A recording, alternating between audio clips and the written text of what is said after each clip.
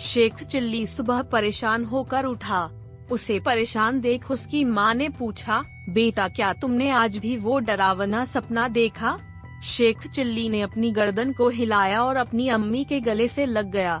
Sheikh chilli अपनी अम्मी से बहुत प्यार करता था और वो ही उसका पूरा परिवार थी।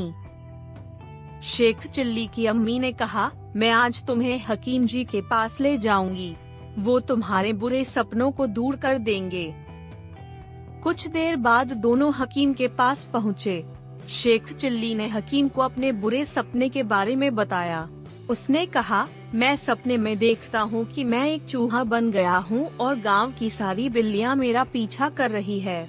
यह सपना काफी लंबे समय से मुझे परेशान कर रहा है। शेख चिल्ली की माँ ने हकीम से कहा, अब आप ही इसके बुरे सपने का खात्मा करें, मैं इस तरह अपने बच्चे को परेशान होता नहीं देख सकती हूँ। शेख चिल्ली की अम्मी फिर से बोल पड़ी, क्या आप बताएंगे कि मेरे बेटे को यह सपना क्यों आता है? हकीम कुछ कहता इससे पहले ही अम्मी फिर बोल पड़ी, जब शेख चिल्ली छोटा था तब एक बिल्ली ने इसे खरोंच मार दी थी। क्या इसी वजह से मेरे बेटे को ऐसा सपना आता है? हकीम ने कहा, हाँ ऐसा हो सकता है, लेकिन आप बेफिक्र रहें, यह जल्द ही ठीक हो जाएगा।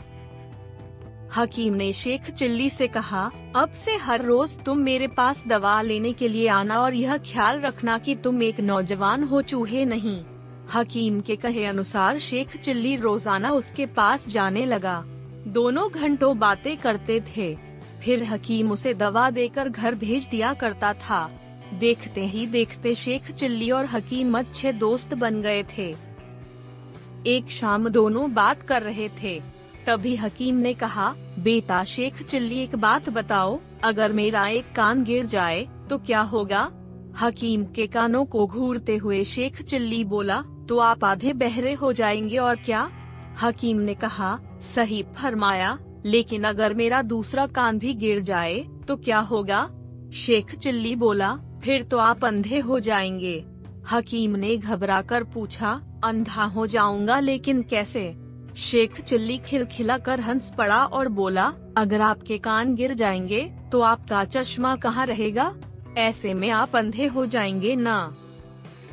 शेख चिल्ली का जवाब सुनकर हकीम भी ठहाका मारकर हंसने लगा। बोला, ये तो तुमने बड़ी अच्छी बात बताई, ये तो मैंने सोचा ही नहीं था। धीरे धीरे शेख चिल्ली को बुरे सपने आने बंद हो गए। एक दिन हकीम का पुराना दोस्त उससे मिलने पहुंचा। उसकी खातिर में हकीम ने शेख चिल्ली से कहा कि जाकर बाजार से कुछ गर्म जलेबियां ले आओ। शेख चिल्ली जा ही रहा था कि रास्ते में उसे एक बड़ी बिल्ली दिखाई दी। वह सहम गया और भागा भागा हकीम के पास आकर बोला, मुझे बचाइए।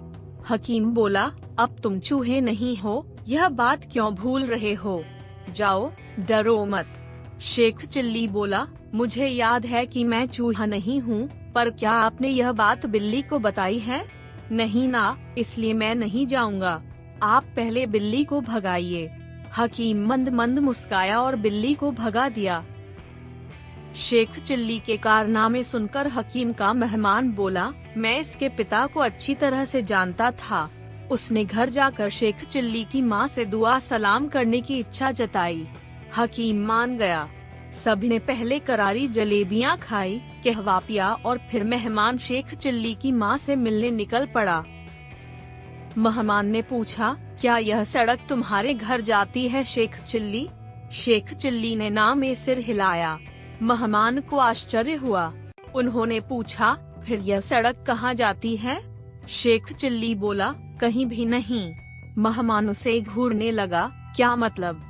शेख चिल्ली ने मासूम सी शक्ल में जवाब दिया, सड़क के पैर थोड़े होते हैं, वो भला कहीं कैसे जा सकती है? हाँ, इस सड़क के सहारे हम जरूर घर जा सकते हैं, यह तो यहीं पड़ी रहती है। शेख चिल्ली का जवाब सुनकर मेहमान मन ही मन खुश हुआ। कुछ सालों बाद शेख चिल्ली इस बुजुर्ग मेहमान का दामाद बना। कहानी से सीख, जब तक डर का सामना नहीं करोगे, डर तुम्हें परेशान करता रहेगा।